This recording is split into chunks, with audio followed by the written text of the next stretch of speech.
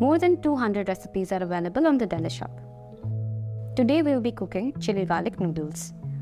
Here we can choose portion sizes and see the nutritional value. Once you tap on Get Started, the Deli Shop shows a complete list of ingredients with their weight. We can simply use the integrated weighing scale to weigh them and tap on any icon to find how-to videos. We can now start cooking by following step-by-step instructions. We need to close the lid and crown between steps. And we now tap on Start to get cooking. Follow Scrape the Jar instruction to ensure even cooking.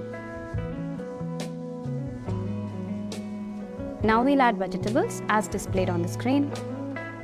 And the Deli Shop will chop and saute all vegetables. Once the vegetables are ready, it will ask you to add sauces and spices.